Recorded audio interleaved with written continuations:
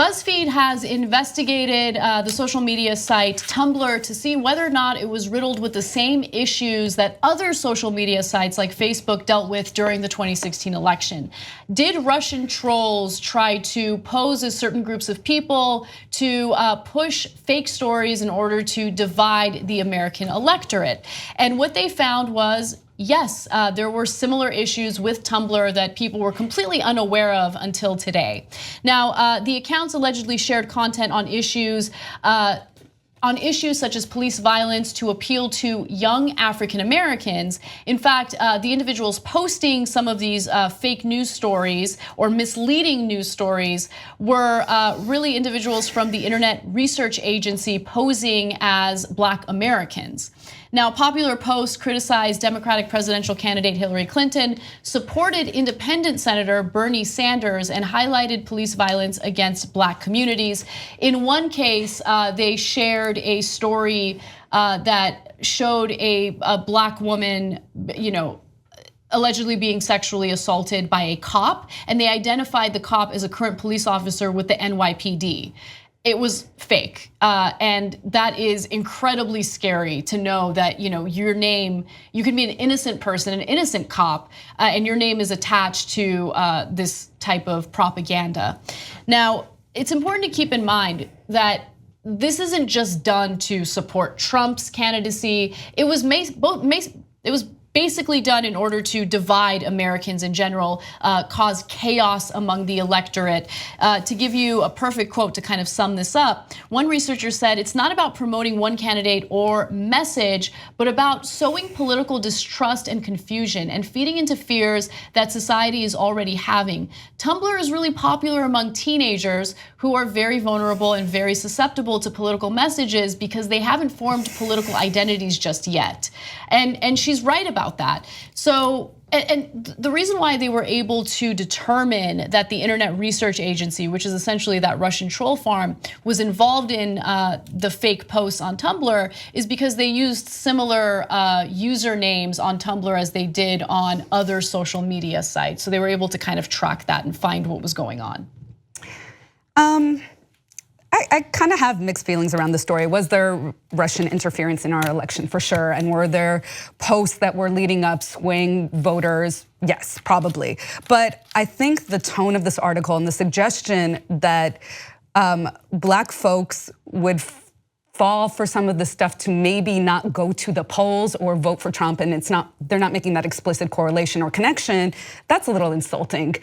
Because there's been a lot of rhetoric post-election that Black people, because they didn't come out in significant droves or percentages like they did for Obama, that they're the ones who were responsible for the Dems failing. Right? Oh, that's ridiculous. Yeah, no, there have been op-eds who've tried to suggest this. And I feel like this kind of is a little consistent with this argument, this sort of dependency on Black folks who are overwhelmingly part of the Democratic Party to save America. It's the kind of rhetoric we also saw in what's the Senate race with the Doug pedophiles.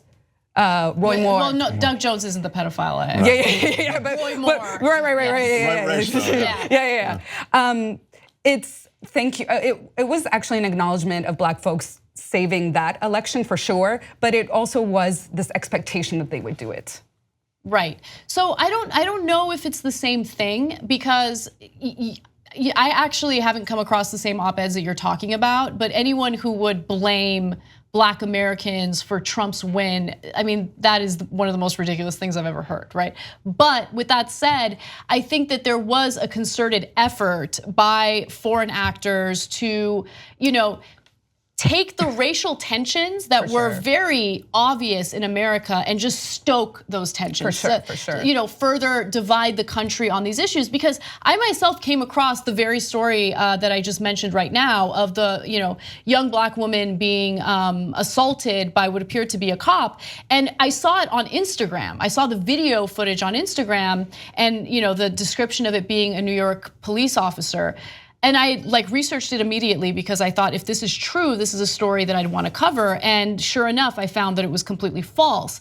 And I don't know if the account that had shared it was a real account, but it had a ton of views and a ton of angry people. And so I think it was more about dividing the country and more than, trying to. Right. It was about dirtying up the election process. It was about dirtying up the democratic process. It seems clear that there was placement in a big way, I mean, sort of a carpet bombing of social media by the Russians. And I know that TYT viewers, I know Jimmy Dore, and we can go back and forth on this, and whether or not it had an influence on the outcome of the election was less important than just dirtying up the process. And so you saw this fake video, you saw and that's along racial lines. You also saw the fake Muslim video that was along religious lines. They were trying to take existing divisions, these schisms in American society, and make them greater. And you'd have to say that to the extent that social media has an impact, they were successful, along with a lot of other disinformation out there. But it seems as though this was just one component in their overall tactic. For me, this is a lot less about the outcome of the election. It's more about what we all felt during that election, which was this almost tangible anger. It was crazy. Everyone was down each other's throats. Everyone was angry. Everyone was sharing stuff that was propaganda. I saw it all over my news feed. And so the reason why I bring these stories up is not to get into this debate about why Hillary lost. I'm much less concerned with that. I'm more concerned about what Americans are reading, how they're being influenced, and whether or not there's a way that we can prevent this type of propaganda coming from foreign actors in the future. And if you don't care about that issue, I don't know what's wrong with you. I really don't. Well, but I think we have to understand that we are in some sort of protracted experience of the Cold War. And this is very much a Cold War tactic that like the Soviet government and China had used against the US, was exploiting how bad they were on anti-blackness to them, either by like embracing black figures and allowing them to come visit, like Paul Robeson, Vicky Garvin in China got a teaching position there, people who were critical of the US government. Even Gamal Abdel Nasser, who was president of Egypt, what he did was one of the girls who was not allowed to attend university in an area that was supposed to be integrated, he allowed her to get a scholarship to Egypt to study. So I think this is part of a larger political, diplomatic sort of strategy, but it is underhanded for sure. And we've done similar sort of things as well. It's a diplomatic strategy by whom? By the Russians? Because look, the Democrats, or I should say the progressives who think they're more progressive than everyone else, that consistently defend the Russians. Did you forget the fact that Russians are now persecuting the gay community in their country, and journalists, aggressively so, and murdering political journalists? opposition? Like we're all pretending like back in 2012 when you had Pussy Riot imprisoned for 2 years over nonsense, over protesting in a Catholic church. Liberals and progressives were outraged by it. But now all of a sudden, you throw Hillary into the mix, you throw a 2016 election in the mix, and it's like, oh, we got to protect the Russians.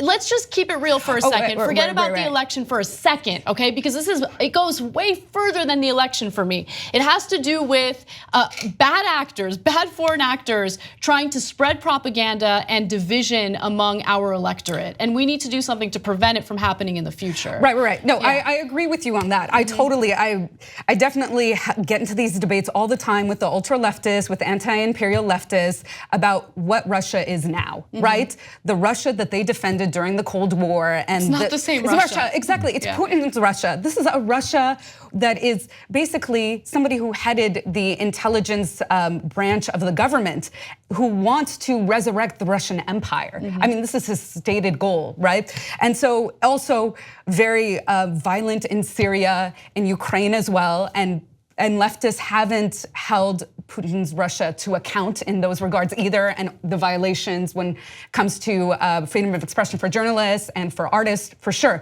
My basic point was that we have to look back at history to understand the tactics that were used in the Cold War, to understand this moment.